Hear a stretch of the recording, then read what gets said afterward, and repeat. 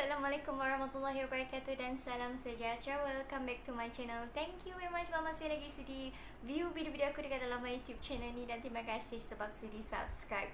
Yang belum subscribe, tekan butang merah dekat bawah tu dan jangan lupa tekan juga butang notification supaya anda tidak ketinggalan video dekat dalam my YouTube channel ni.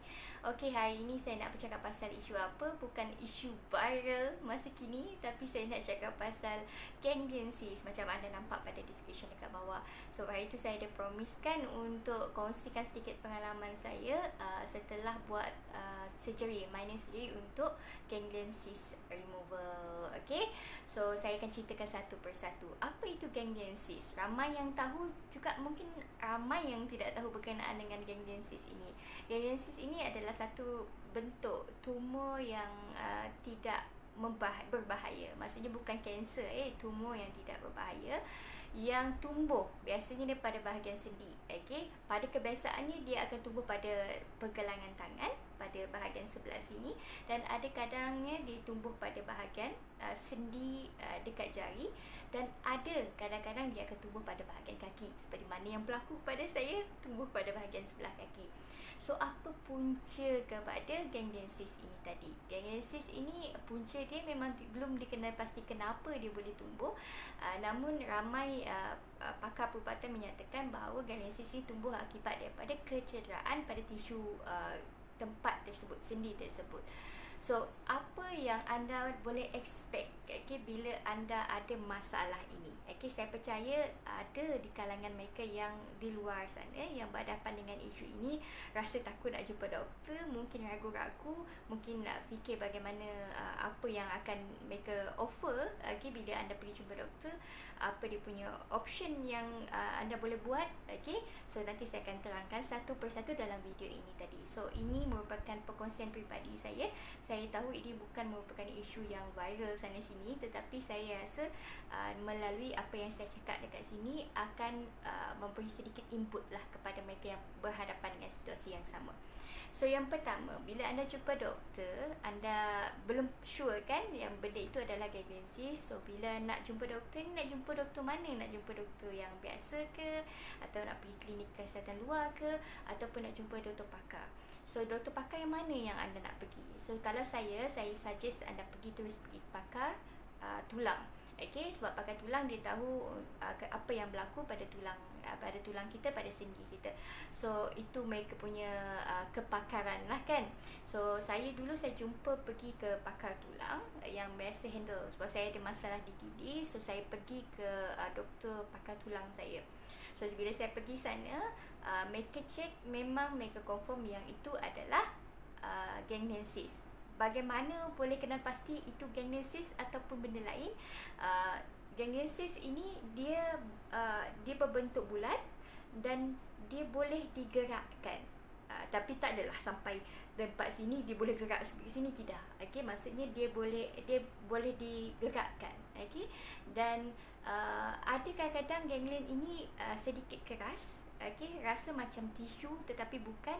Ada kadang-kadang dia dalam keadaan yang lembut. Itu bergantung kepada keadaan cyst pada ketika itu. So jadi doktor dia dapat kenal pasti apa yang adakah itu ganglion cyst ataupun benda lain. So bila dah confirm memang ganglion cyst, so doktor biasa dia akan bagi beberapa sedation. Kalau ganglion cyst itu hanya berkisar tentang kosmetik sahaja, maksudnya benda tu nampak tidak cantik dekat luar, contoh dekat tangan ke dekat kaki ke, hanya kosmetik, so doktor tidak advise apa-apa. Dia akan bagi ubat untuk hilang bengkak, painkiller, biasa je lah. Itu biasa common yang doktor akan bagi. Dia akan bagi benda-benda tersebut dan minta anda balik rumah dan rehat kalau tidak sakit. Dan kemudian ada option yang dibagi oleh doktor adalah melalui suction. Maksudnya dia akan tepuk sedikit guna injections, and then keluarkan cecair tersebut. Cecair dia adalah berwarna jernih dan tidak berbau. Cecair dalam cyst ini tadi. Dan option yang ketiga adalah, yang terakhir adalah pembedahan, seperti mana yang saya hadap. So kalau dia berbentuk kosmetik, biasanya doktor nasihatkan untuk tak buat pembedahan atau tak buat suction. Tak payah kacau dia. Okay, dia akan pandai susut sendiri dan kadang dia tidak mengganggu sangat pun. Okay, tetapi kalau kadang-kadang bila ganglia cyst ini terlalu besar, mungkinlah orang yang berdepan dengan isu ini merasa kurang self confidence everything. Itu terpulang pada orang itu sendiri. Kalau dia rasa because of cosmetic, dia nak nampak benda tu tak nampak cantik, so dia nak remove, itu terpulang pada diri sendiri. Tapi itu option yang diberi oleh doktor. Kenapa dia nak elakkan daripada orang melaksanakan pembedahan. Namun apa yang berlaku pada diri saya, ganglia cyst pada kaki saya ini sudah berlanjutan hampir 2 tahun sebenarnya.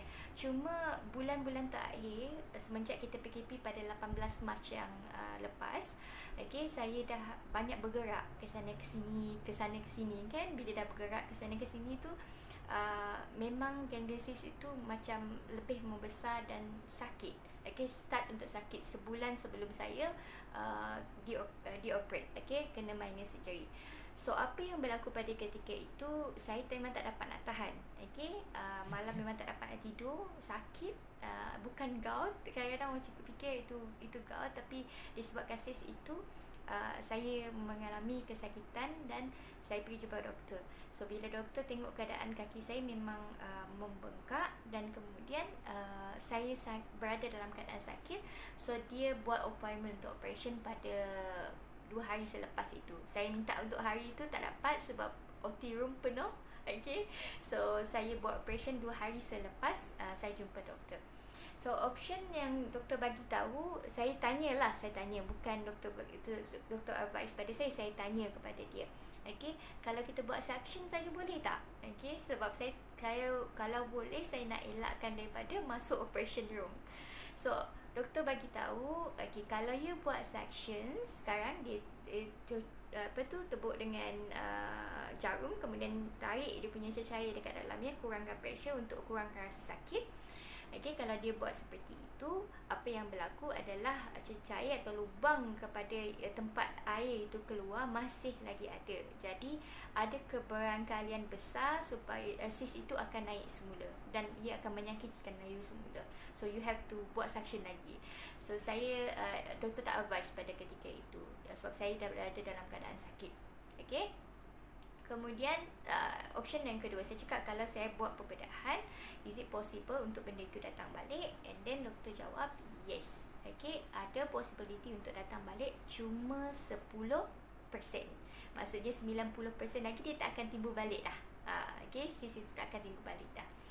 So apa yang berlaku bila dah tentukan apa option yang saya pilih, and the doctor suggest which one is better check up. So yang saya suggest adalah you remove that permanently supaya dia tak timbul lagi. Dan saya ingkaskan pada hari Isnin, kalau tak salah 2 hari selepas itu, saya pergi masuk operation room. Saya pernah berhadapan dengan beberapa jenis bius. So bius untuk pembedahan minor surgery ini tadi adalah bius setempat. Saya pernah berdepan dengan bius separuh 2 kali, bius penuh 2 kali. Dan kali ini merupakan kali pertama untuk saya dibius secara setempat. Bius setempat ni macam mana boleh agak tak? Bius setempat ini contoh, saya bagi contoh. Saya tak pernah tunjuk kaki, saya tunjuk tangan saya. Katakan ganglia cyst itu pada pergelangan tangan. So dia akan bius pada bahagian pergelangan tangan ini sahaja. Kalau ia pada bahagian kaki, tempat itu saja yang bius. Itu yang dimaksudkan sebagai bius setempat. So after di bius tu, saya relax, and then saya tak apa takut sangat. Masuk OT room, mungkin sudah dah terbiasa sangat masuk OT room.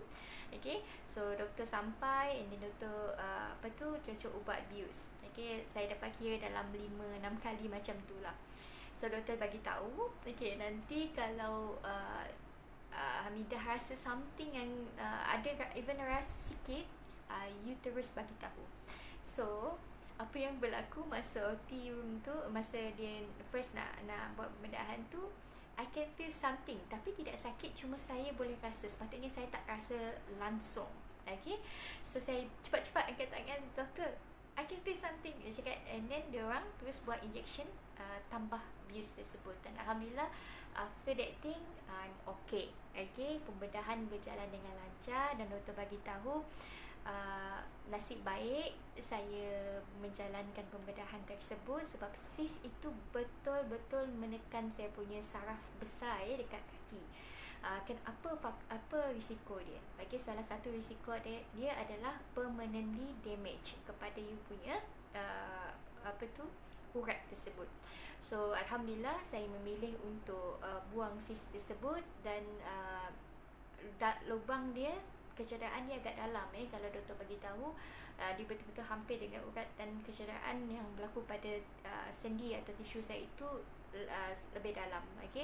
Dan dia tak adalah masalah sangatlah dia buat pembedahan. Cuma masa ketika itu bila dia buat pembedahan tu, dia explain lah pada saya. Saya memang sedar ini mereka tengah buat Okey, pasca pembedahan pula, apa yang kita perlu sediakan selepas pasca pembedahan ni tadi ataupun post ganglion cyst removal. So kalau anda nak sediakan diri anda dalam keadaan seperti itu, first thing is kena prepare you punya mindset dulu. Anda memang akan merasa sakit, anda memang akan terpaksa merasa keadaan yang tidak selesa. So anda kena prepare diri anda dan kuatkan diri anda, sebab after surgery tu insya-Allah everything gonna be okay. So apa yang perlu anda expect adalah kaki anda akan sedikit kembang. Kadang-kadang bukan sedikit je, memang akan kembang betul-betul. Kalau kaki lah, bahagian kaki, saya tak pasti pada bahagian tangan. Saya rasa pun memang akan kembang. Sebab apa doktor explain, bila dia buat pembedahan, dia buka sedikit bahagian kulit kita, dan bila dia sampai ke bahagian dalam, dia terpaksa kita tepikan urat-urat tersebut. Oleh sebab itulah yang kadang-kadang menyebabkan ia kembang. Macam tu juga dengan bahagian kaki. Apatah lagi kaki kan memang banyak urat-urat. So dia akan tepikan urat dulu, baru dia akan ambil sis tersebut. So kaki kembang tu memang biasa. So memang anda akan kurang bergerak dalam tempoh 10 hari. Kalau boleh jangan banyak berjalan. Sebab bila ada kaki anda ke bawah, dia akan menyebabkan darah itu akan lebih banyak turun lah, dan susah untuk kembang itu susut. So anda kena banyak berehat total dalam tempoh, at least dalam tempoh 6 hari selepas pembedahan. So anda akan banyak rest dekat katil, everything. So apa yang paling penting, kaki kena lebih tinggi. Maksudnya anda kena letak bantal di bawah kaki anda supaya dia lebih tinggi, dan boleh menyebabkan bengkak itu akan susut dengan lebih cepat. So apa yang berlaku bila dah dalam keadaan masih kembang tu, anda kena jaga supaya tidak terkenalah bahagian yang luka itu tadi. Walaupun plaster dia belum lagi dibuka, everything belum lagi kering sepenuhnya, jadi anda kena betul-betul jaga kaki itulah. So that's why saya cakap tadi, jangan banyak bergerak, banyakkan berehat. Dan satu lagi yang doktor nasihatkan adalah anda kena sediakan satu macam pack ice, yang boleh mengurangkan bengkak pada bahagian selepas pembedahan tersebut. So apa yang berlaku selepas pembedahan? Kenapa saya cakap hingga tempoh masa 10 hari? Kenapa? Sebab masa 10 hari tu adalah masa sangat kritikal. Kaki memang tak boleh nak move sangat. Anda nak turun tangga pun tak dapat. Kalau boleh pun memang anda kena pakai tongkat dalam tempoh masa tersebut lah. So after 10 hari, after 10 hari tu anda berhadapan dengan keadaan yang tidak selesa, dan selepas itu alhamdulillah, anda tak perlu risau, keadaan kaki akan much better daripada sebelum ini. Saya dah dekat sebulan lebih selepas post surgery untuk ganglion cyst removal. Walaupun doktor pernah bagi tahu saya kesannya mungkin memakan masa yang lama, ada yang sampai 6 bulan, yang paling sekejap adalah 6 minggu, kalau ada orang sembuh. Dan alhamdulillah selepas hampir sebulan lebih selepas operation tu, saya dah boleh berjalan. Bila nak pijak nak turun tangga tu, saya tak lagi macam orang turun tangga satu. Tapi Alhamdulillah selepas daripada prosedur tu saya dah boleh turun tangga sikit-sikit lah. Okay, sekarang ni Alhamdulillah selepas sebulan lebih saya dah boleh turun tangga. Taklah macam ni, tapi dah boleh turun seperti biasa, cuma uncomfortable. Okay, tidaklah selesa mana lah. Okay, dan sekarang pun masih lagi solat dalam keadaan duduk. Okay, so you have to prepare yourself dalam keadaan tidak selesa mungkin dalam sebulan dua, dan lepas itu Alhamdulillah insyaAllah okay, keadaan itu akan lebih baik okay, lebih daripada keadaan anda sebelum ini. So jangan takut nak pergi jumpa doktor because of you having a problem ganglion cyst. Kalau dia dah sakit tu better you pergi jumpa doktor, and then doktor akan bagi option-option yang terbaik untuk anda. So video ini rasanya sedikit lama okay? Kalau ada pertanyaan berkenaan dengan benda ini just komen dekat bawah, insyaAllah saya. Okay, I think that's all for me. Thank you very much for watching, and then have a good day guys. Assalamualaikum warahmatullahi wabarakatuh dan salam sejahtera. Bye bye.